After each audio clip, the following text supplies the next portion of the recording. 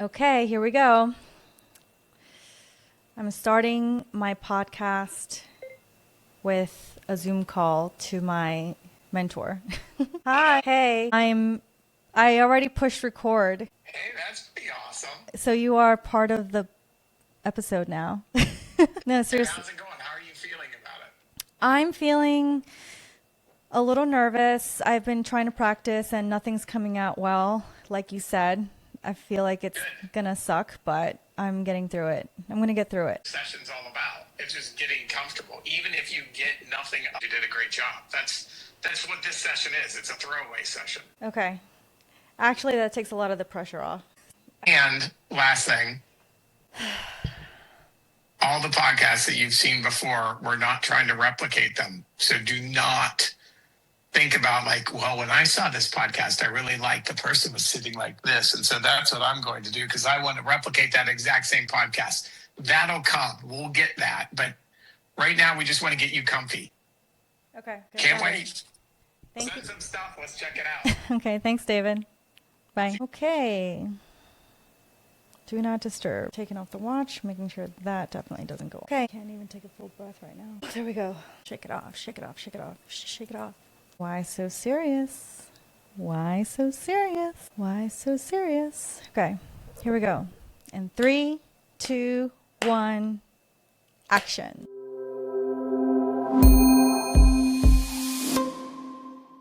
Hey, y'all. Welcome to episode 1 of the Christy Callie podcast. I'm your host, Christy Callie. Well, let's start with why I started doing this. Honestly, starting a podcast has been nothing more than a fantasy for the last 10 years or so. I know podcasting has been around for quite some time, but I remember it got really popular in 2016.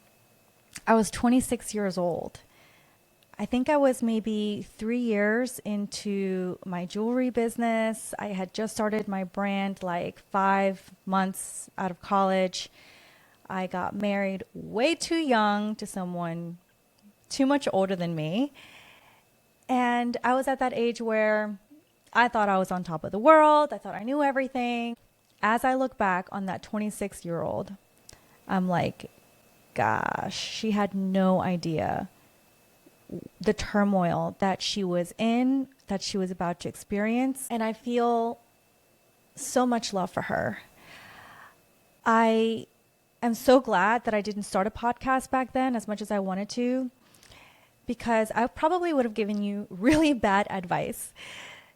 And I finally feel like I'm in a point in my life where not only am I ready, but I've gone through so many things, and there has been enough time that has elapsed for me to internalize, to heal, and for it to really serve me in becoming the woman and the person that I am and that I am continuing to become. And this podcast is a testament to that because, like I mentioned before, starting a podcast was a fantasy. And the reason it was a fantasy is because I could not fully see myself as a podcaster because I put podcasters way up here and that they were all super confident. A lot of them had public speaking experience. Some of my favorite podcasters have a background in theater. Some of them are actors, and I didn't see myself in any of that. In fact, the way that I thought of myself was so belittling. And so that as I'm looking back on that now, I'm like, wow, I have been my own worst critic, my own worst enemy. And also, I have been preventing myself from fully showing up as the person that I know that I am. It's kind of like I envision a vessel, like a artery full of cholesterol, and it's like I am the cholesterol that's just squeezing this vessel and preventing the life force energy from flowing out of me. And I know I'm not the only person that has gone through this, that is going through this, and is working on themselves to just show up. I know the term is so cliche, unapologetically, more authentically, blah, blah, blah, blah, blah, but it's true. So many of us especially women, have belittled ourselves. We've been told to be quiet, to be a good little girl, to listen to what everyone else says, do what they're told, and don't ruffle any feathers. And that's how you'll be liked. And from someone that grew up being bullied, from someone who grew up as an immigrant coming to another country, when I was very, very young, I learned that being quiet was safe. And as I grew older and I launched this jewelry brand, I found that I could express myself safely through my jewelry. That if there's one thing that women love, it's jewelry. And I found that jewelry was my way of being accepted, of being seen without really being seen. It's like people saw my jewelry, but they saw the creative. They saw the designs, they saw this creative expression, but then they never really truly saw me. And the reason is because I never really allowed myself to be. I hid behind my jewelry brand for a really long time because I used it as an excuse of being visible. But I'm done with that. And actually, one of the primary reasons why I wanted to do this, actually, I'll give you 3 reasons. Why not? I'm going to go through the whole thing. I know it's a morbid thought, but as I get older, I keep thinking about my life, what I want to create, what I want to do, all the experiences that I want to have. And when I think about myself in my deathbed, I don't want to have any regrets. And one of the things that I know that I have not allowed myself to do out of fear is to be seen and to be heard. Like this. Like I said, I've hid behind the jewelry for so long thinking that that was enough. But the truth is I really do have things to say. I have things to share. And I don't want to go to my deathbed regretting that I didn't share what I knew, what I learned, and take the opportunity to connect with other people out of fear that I was going to be disliked or bullied again or criticized again. So there's that. The other reason is because when we think about legacy, I know that my jewelry is going to outlive me. My jewelry that's in sterling silver with my name engraved on the molds and on the back of chains and tags, my name is going to be around for a long time after I pass. And I think about the generations after me that are going to find my jewelry in, I don't know, in thrift shops or antique shops, and they'll be like, oh, that's a Christy Calley piece. And when I think about that, it just lights me up that I will be remembered as a designer who wasn't afraid to speak up, who wasn't afraid to share, who wasn't afraid to be vulnerable, and created a sense of relatability that people could connect with, not just through words, but through adornment, through talismans and amulets. And I also think about, in terms of that legacy, if the jewelry is going to outlive me, then a digital recording is also going to outlive me too, right? Like, I don't know, thinking about 100 years from now, someone comes across, I mean, hopefully YouTube will be archived by then somewhere, and they will come across, this 35-year-old girl who was talking about her life and talking about jewelry and her experiences and divorce and overcoming and becoming. And maybe that will inspire someone 100 years from now. Hopefully it does that for you now. So I'm doing this because as I'm thinking about who's watching this, the first people that come to mind are my Cali crew. My Cali crew are my most loyal, dedicated collectors of my jewelry. They're members, even the non-members that have been collecting my jewelry for a long time. I started my brand almost 14 years ago now. So there's a lot of people out there that I've been collecting. I'm thinking about you, and I'm thinking about how if my jewelry has served you just as is, without me showing up fully, with me hiding, I can only imagine how much more impact that I can make, but also that my jewelry can make when you wear it. That maybe I will record an episode where you really feel something that empowered you or inspired you or gave you a little bit of courage, a little bit of extra courage that day. And when you wear your Christy Cali jewelry, you'll be like, that's my girl, or I'm going to carry that energy with me today, or I'm going to carry that intention with me today. And that really, really excites me. That's my primary motivation. And then I also think about students. Lately, I've been getting more involved with Loyola University of New Orleans, where I graduated.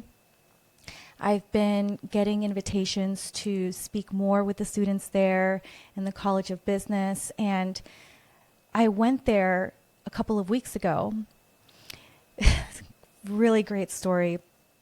I show up to do a talk at this class, and my name is on this projector that says guest speaker Christy Cali. And I guess this girl didn't know what I looked like because she walked in and she was like, Christy Cali's name is on the board. Is she here? Is she doing a talk? And I was right there next to the director. And the director was like, yeah, she's right here. And she looks over at me, and I kid you not, this girl looked like she had just seen Lady Gaga. And she was like, the look on her face was just priceless. And she was wearing one of my necklaces. She told me that her and her roommate wear matching necklaces, that it means a lot to them. I don't think they're from New Orleans, but their necklaces have the New Orleans, city of New Orleans engraved on it to, I guess, commemorate their time at Loyola University. And she just said how much her necklaces mean to her and her roommate. So that meeting me was incredibly special. And who knows how long they've been having their jewelry, but, you know, the way that I saw how my presence made an impact on her, I just never saw myself as that. Again, with the belittling and the shrinking and not thinking highly of yourself. What I hope my podcast does for you is that in my journey of stopping to belittle myself and starting to fully step into the being that I was meant to be, as I walk the purpose that I was meant to live, that I inspire you to do the same. Because what we don't realize is that we do such a disservice to the world when we don't do that. When we basically become the cholesterol to the vessel, is we are preventing our purpose from fully living out. And we didn't come here on earth. We weren't born we didn't come here to suffer. We weren't born to suffer. We were born to breathe new life, light, and love into the world. And I've said that for a long time, but even I have been preventing myself from showing up fully out of fear and undermining myself. So when I think about this young girl, this young student at Loyola, and how if I were to watch her do to herself what I've done to myself, I would want to be there for her, to inspire and encourage her to fully believe in herself, to do the thing that she was meant to do, and to do it with passion, to do it with love, but also to do it with confidence. And if there's one thing in my life that I have struggled attaining, it's confidence, but not anymore. That's why I'm here, because I am proof that it can be done. And it'd be nice to, now that we have social media, something that I definitely didn't grow up with, we are all witnesses to each other's growth. I think that's one of the beautiful things that I have appreciated about social media. It's a tool, and it can be used to hurt. It can be used in very negative ways, but it can also be used in very positive, powerful ways. Social media has allowed us to be witnesses to each other and demonstrating how we can grow, how we can evolve. And it allows us to look back into our past and be able to see how far we've come. I kind of wish sometimes that I would have been on social media a little bit sooner to have more documentation of my life. But you know what? I'm not going to go there. Point is, we all have something meaningful and valuable to share. And I want to remind you of that. So that's why I'm here. I'm becoming the version of myself that I've always wanted to be. I want to serve as an example for you, as others have served as examples for me. In fact, I would just like to take a quick moment to acknowledge and thank Emma Page from the podcast Emma's Too Much. I found one of her social media reels in my algorithm. Let me repeat that. One of Emma's social media reels came up in my feed not that long ago, and she was saying something that I related to so much that I was like, let me go find the full episode, which I never do this. So I actually went on YouTube, found the episode, and I watched a 45-minute podcast episode. Emma taught me that you don't have to be a PhD, a psychiatrist, a scientist, or like have all of these credentials to make an impact. There was something about her, and I don't have the words to quite describe what she's like, besides just like a friend. Everything that she was talking about was so relatable. And if there's one thing that I have lacked in my life is meaningful female relationships. I haven't had long-term female relationships in my life, like a sister. I'm an only child, for those who don't know. And I don't know what having a sister is like, but as I was watching her podcast, it felt like I had one. I felt so seen, heard, understood. And so I want to give a shout out to Emma for helping me see that I could make an impact too. And Emma, if you're watching this, I might be taking a few pages out of your book, so I would just want to give credit and kudos to you for doing what you did and for being an inspiration for so many of us. Also, Emma talks about confidence a lot, and Emma helped distinguish something for me, that there's a difference between having confidence and having a sense of security. And until I came across that episode, I had never really thought about it that way. You can fake confidence, but I don't really think you can fake having a sense of security. You either feel secure within yourself or you don't. And perhaps confidence stems from a strong sense of self and a strong sense of security. And I'm a work in progress, and I'm working on all of those things. But I can tell you now that showing up here is a testament to progress for me. So, okay, so what can you expect from this show? I made a list. I made a list of things to expect from the show because there's so much, and I want to give you enough to get an idea of what to expect, what I'm going to talk about, get you excited, curious, and also welcome your thoughts. If you have something that you'd like to add to this list, I am more than happy to add it to the roster. So, first and foremost, I have publicly shared a watered down version of my founder story, but I want to share the real founder story that carried a lot of shame for a while. I want to share their secret struggles of immigrant families in the United States.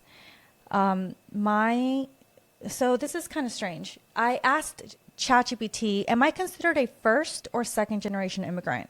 Because my parents were born in Guatemala. They were both American citizens by the time I was born, but I was born in Guatemala. So even though I was born not in the United States, I was automatically a citizen upon birth as a naturalized citizen.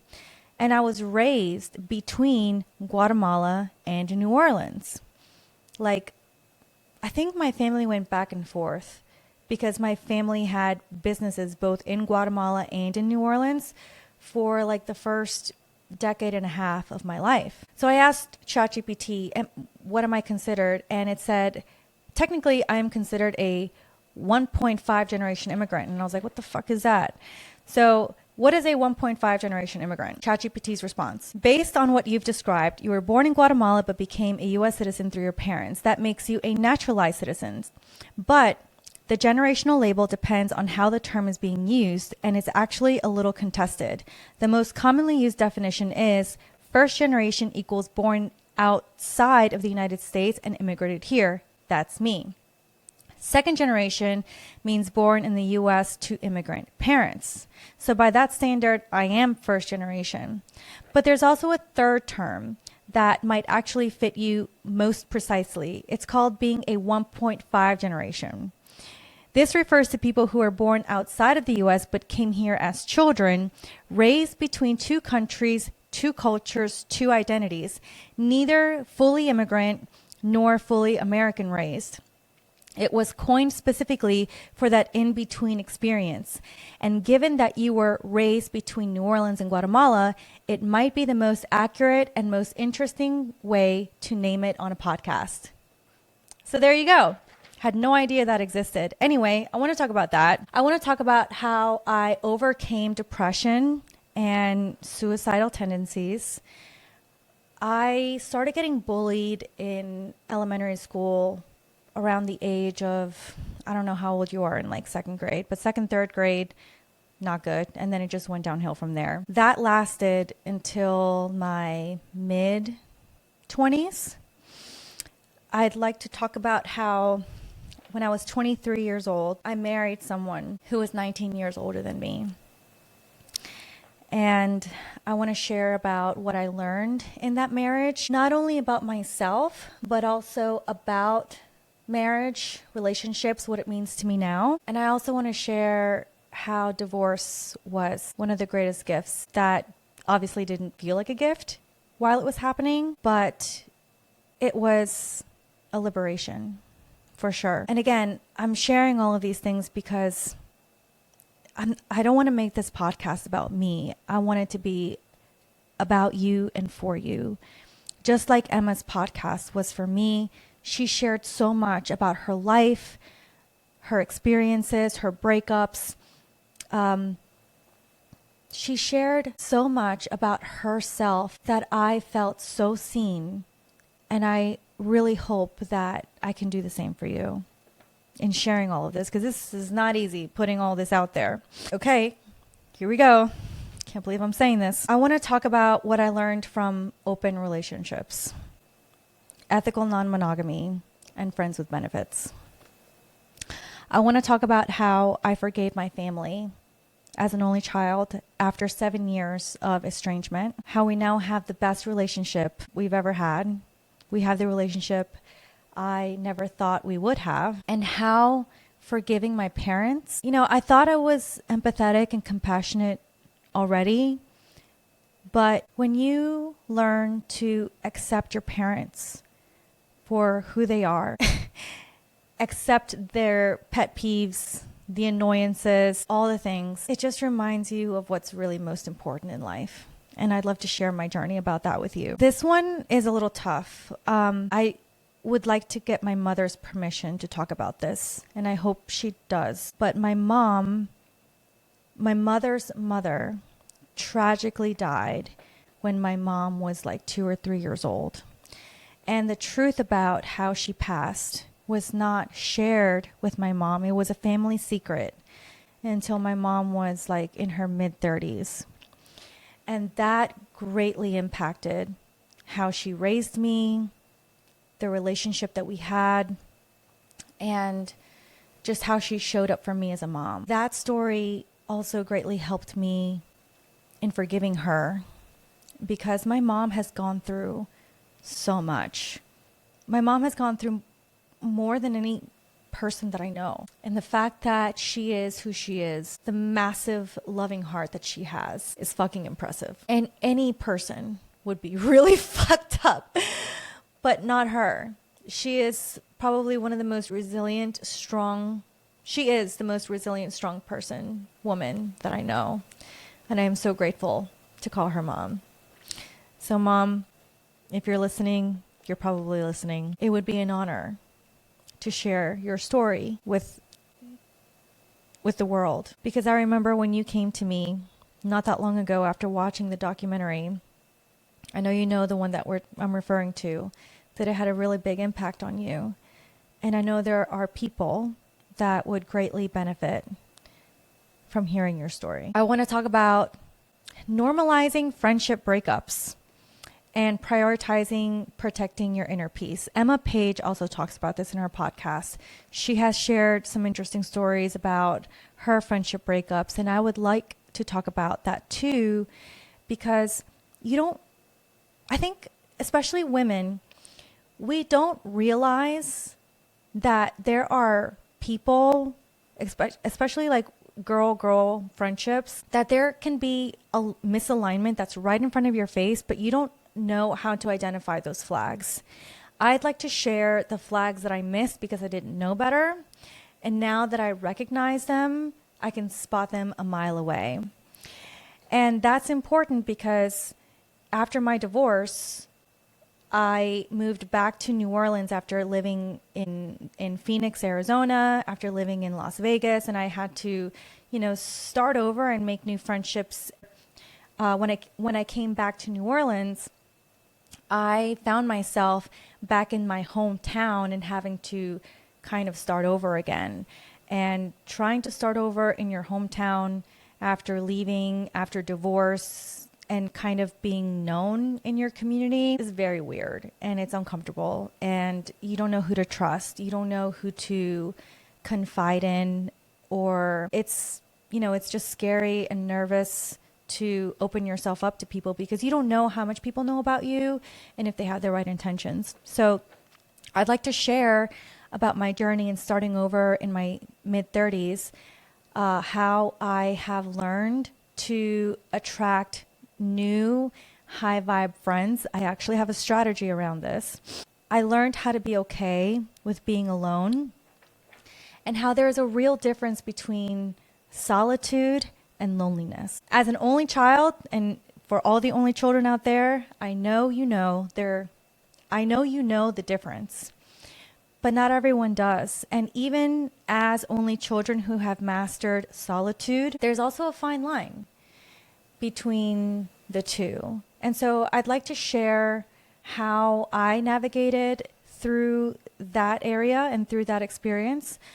Also, how to navigate through relationships with higher self-awareness. After divorce, after all of this growth and learning, you start approaching romantic relationships a lot differently. You don't even give the light of day to a guy who you can't even see marrying, who you can't even envision being a father, who you can't even envision in sickness and in health. You just don't anymore. You don't waste your time. You start valuing your time. You start respecting yourself, and you start seeing yourself as, I don't want to say a prize, but kind of like you start seeing yourself as you without needing anyone else. You start choosing other people. Anyway, I want to get into that.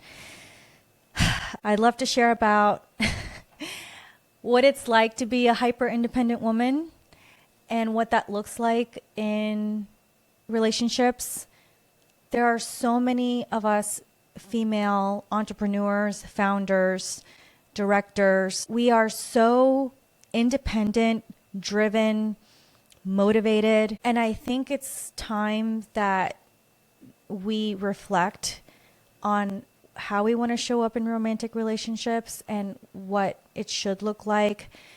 I've had to learn to allow my romantic partner to lead, to give them space to lead, and what it's like when you don't. So I'd love to share about that. And going back to my jewelry business, I'd like to share the struggles and the lessons that I have learned in building a jewelry brand. I haven't met many other women, many other jewelry brand founders. I know like one or two that I'm not very close with, but it's a very lonely journey, and there aren't that many people to reach out to for help. The resources available to jewelry founders is not a lot. So if there's anyone out there that comes across this podcast who is interested in starting a lifestyle brand, starting a jewelry brand, clothing brand or anything like that, I'd like to share a little bit about what my journey has been like, what to look out for, some resources that would be useful to you, and also to make myself available as a resource for you too. I want to talk about God and how to identify miracles in your life. I saw myself as a very spiritual person for most of my life. There was a small point that I was agnostic. I was like, I don't know. And I just used agnosticism as a fancy term, was like, maybe, maybe not. I don't know. Is there a God? Can you prove it? Can you not prove it? But I have gone through some things that it's not a matter of belief. Now I'm in a place in my life where I know God exists, and God has worked some very beautiful miracles in my life. And I'd love to share that with you, what that looked like. I have some beautiful stories to share, including a miracle at a church that I experienced in Guatemala. I want to talk about the difference between spirituality and having a real divine connection and relationship with your divine authority. Hopefully by this point, you're starting to get a picture and an idea of what to expect from my podcast. But if I had to wrap it all up in one sentence, it would be how to peel back the layers of who you're not, who you've never been, and to rediscover the essence of you. Whew. Okay, I can't believe I got through all of that. So, I didn't practice how to end this, but I will say that I'm very excited to be here. I feel like I have, in a way, been reborn, or I am, again, peeling back the layers, and there's this new essence of me is starting to come out. I feel very excited about it because there's so much to share, and I hope that this inspires more connection and ultimately that it serves you. So, again, not really sure how to end this. I wish David was here to help me out with this. I'll share this closing to any family that's watching, any friends and any acquaintances or future business partners or collaborators. Thank you for your time. Thank you for being here. Thank you for, I should have practiced the closing. Thank you. Just thank you. If you've been watching this and you have no idea who I am, I'm a jewelry designer based out of New Orleans. I was born in Guatemala, raised between New Orleans and Guatemala. I split time now between Austin, Texas and New Orleans. If you're interested in learning more about my jewelry brand, I'm sure my website will be listed somewhere, christicali.com. Oh, actually, I would love to share this. I would really love to connect with you on social media. Tell me who you are. Please, I'd love your feedback. I would love your advice on, actually, no, scratch that. No feedback. Advice. I'll start over. Let me plug that back in. If you've enjoyed this episode, I would love to connect with you on social media. Please find me on Instagram or on TikTok. Just search my name, Christy Cali. And I'd love to hear from you. If you've watched, if you have any suggestions or advice on how I can make this podcast even more impactful for you, then send me a message. I'm listening, I'm reading, and I'm super excited to connect. Okay, I think that's it. Bye. Welcome to the Christy Cali podcast. Confidence looks good on me. I'm just not taking myself so seriously anymore. You know, I'm just done with it. Hey guys, confidence looks good on you. You should give it a shot. Okay, no, really, I'm done.